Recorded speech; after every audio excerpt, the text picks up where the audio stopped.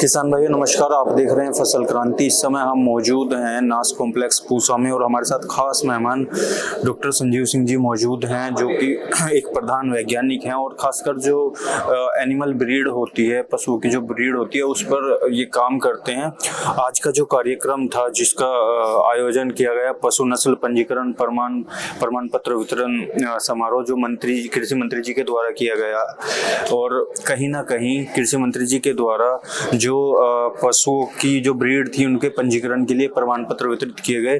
तो उसी पर बात करने के लिए हमारे साथ खास मेहमान डॉक्टर संजीव जी मौजूद हैं। उनसे हम बात करेंगे कि उनको किस ब्रीड के लिए पंजीकरण प्रमाण पत्र मिला है। सर बहुत बहुत स्वागत है आपका। धन्यवाद आपका। मेरा नाम डॉक्टर संजीव सिंह है और मुझे मेलाघाटी भैंस जो है, जो कि अमरावती क्षेत्र में पाई जाती है, पहाड़ी क्षेत्र में पाई जाती है, उसके लिए नस्ल पंजीकरण पुरस्कार प्रदान किया गया है। और यह भैंस जो है ये क्योंकि पहाड़ी क्षेत्र की है, इसलिए वहाँ के जलवायु में काफ़ी रची बसी है। इस कारण उसकी एक तो जो बनावट है वो अलग अलग तरीके की है। उसके बाल ज़्यादा लंबाई के होते हैं ताकि वो उस जलवायु में, ठंडे प्रदेश में आसानी से अपने आप को अडेप्ट कर सके, और साथ ही वो चराई में भी उसका पहाड़ी क्षेत्रों पे अच्छे से चरती है और ऊपर नीचे जैसे जिस तरीके से उसका क्षेत्र है उस तरीके से जो है आप आराम से अपना रच बस गई है उस प्रदेश में। डॉक्टर साहब, ये जो नस्ल है जी, कब से आप इसके ऊपर काम कर रहे हैं? ये हम विगत 2 वर्षों से इस नस्ल पे काम कर रहे हैं और इसमें हम इस नस्ल में हमने नेटवर्क प्रोजेक्ट के तहत भी कार्य किया है ताकि हम जो है पूर्णतः इस नस्ल को, शुरू में हम लोगों ने क्विक सर्वे मोड में इसको प्रोजेक्ट को लिया था माफसू के साथ, और माफसू नागपुर में जो संस्थान है विश्वविद्यालय उसके साथ। उसके बाद उसको नेटवर्क प्रोजेक्ट में डाल के हमने इसको कंप्लीट इसका कैरेक्टराइजेशन किया है। माननीय मंत्री जी के द्वारा जो आज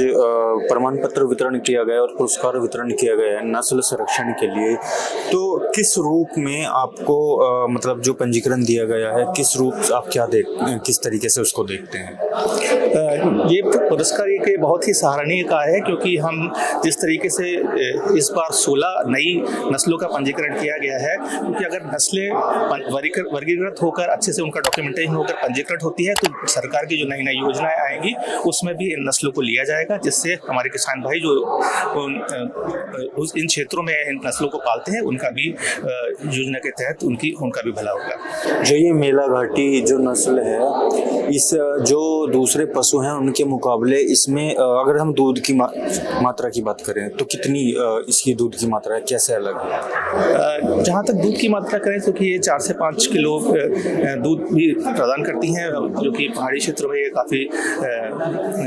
काफ़ी मात्रा में कह सकते हैं इसको कि ये कम खा के भी जो है केवल ये चराई पर ही रहती हैं, क्योंकि इनको कोई वो किसान भाई हैं जो अलग से कोई चारा नहीं देते। और खासकर एक बात मैं बताना चाहूँगा कि ये जो हर्ब्स जो होती हैं वहाँ पे हिली एरिया में उसको खाती हैं, जैसे कि जुगनू करके एक हर्ब होता है, उसका जुगनू ऑयल होता है। उसके खाने के कारण इनमें क्या है कि जो रिप्रोडक्टिव डिजीजेज जो होती हैं वो भी बहुत कम पाई जाती है। ये मुख्य विशेषता है इस भैंस के लिए। बहुत बहुत शुक्रिया डॉक्टर साहब हमारे साथ जुड़ने के लिए। इसी तरीके की और भी जानकारी हम आप तक पहुंचाते रहिए। देखते रहिए फसल क्रांति। धन्यवाद।